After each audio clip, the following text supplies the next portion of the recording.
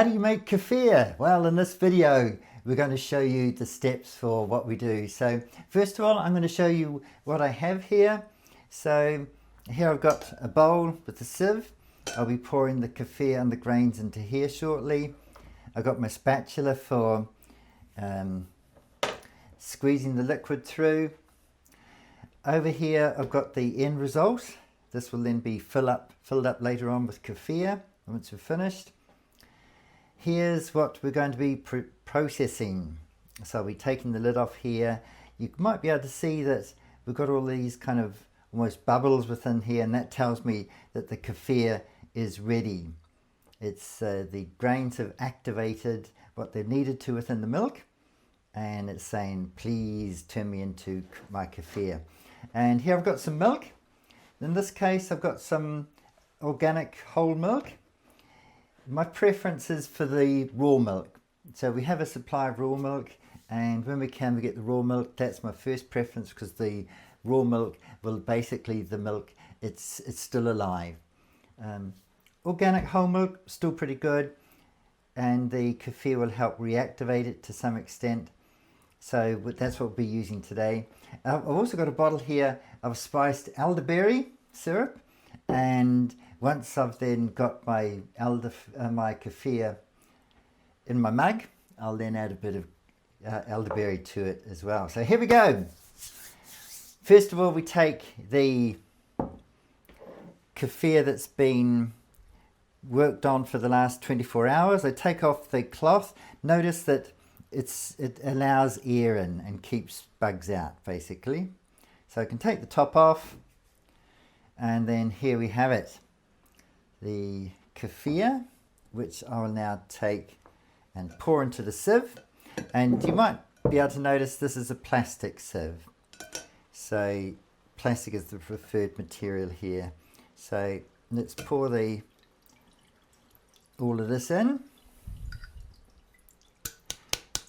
And we'll then strain it off, and we'll end up with the grains in the sieve, the liquid in the bowl, and that's what we'll then pour into the kefir bowl over here.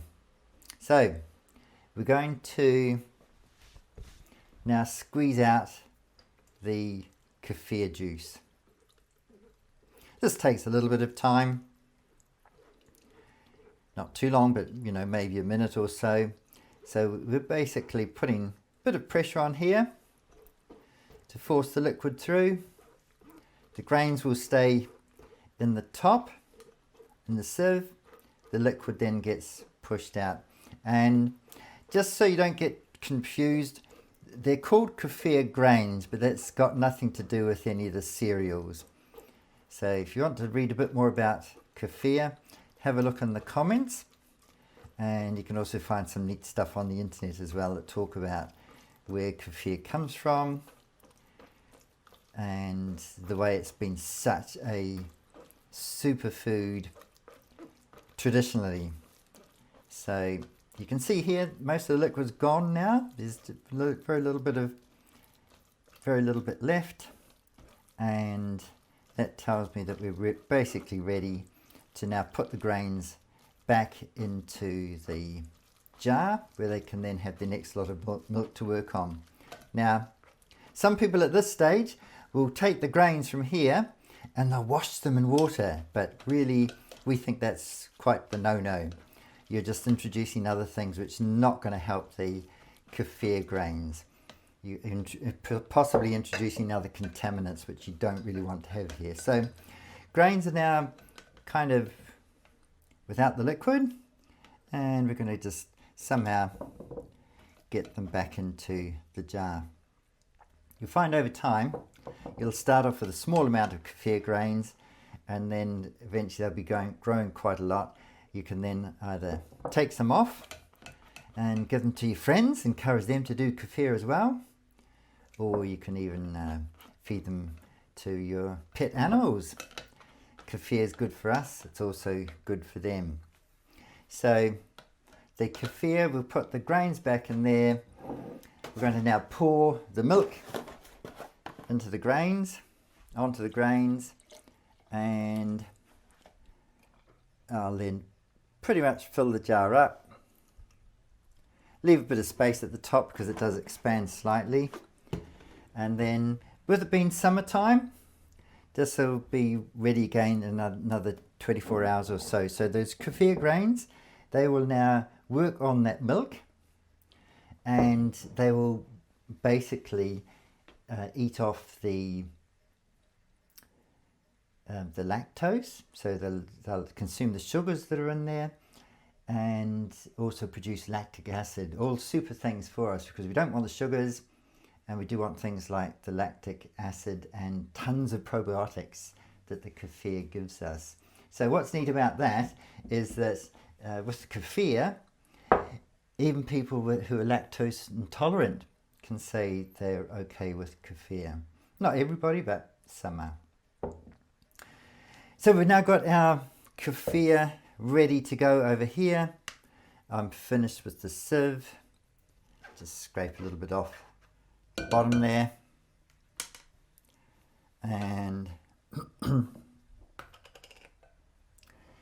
here we then have our kefir.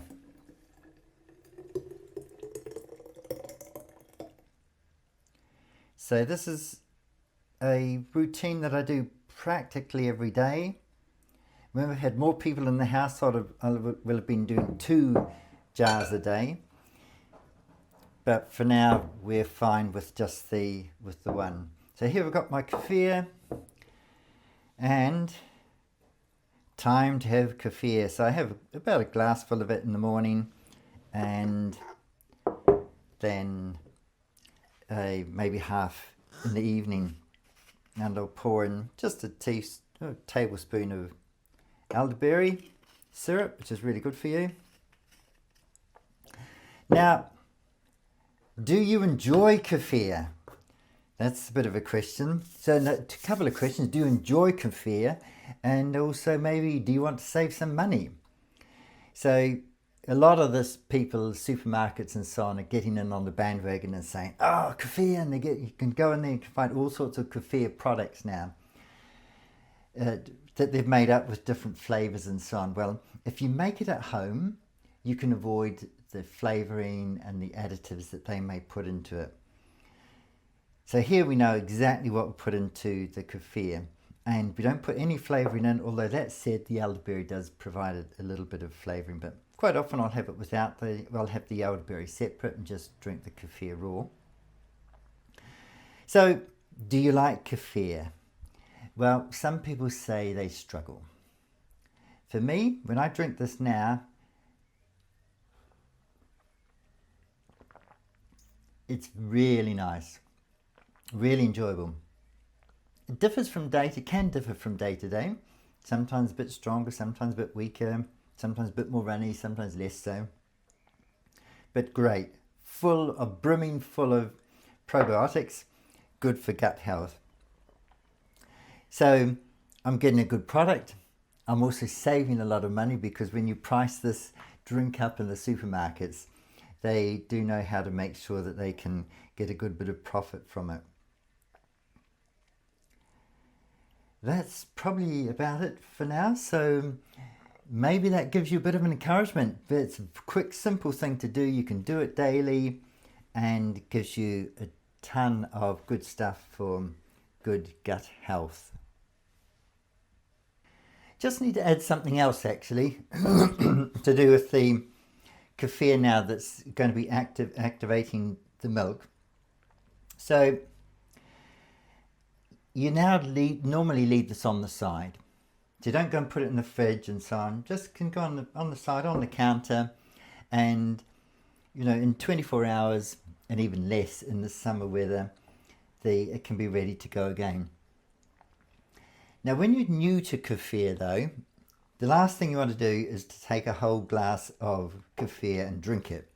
You got to start slowly, because your body won't be used to all the super microbes, probiotics that are in here, and it could leave you feeling quite uncomfortable.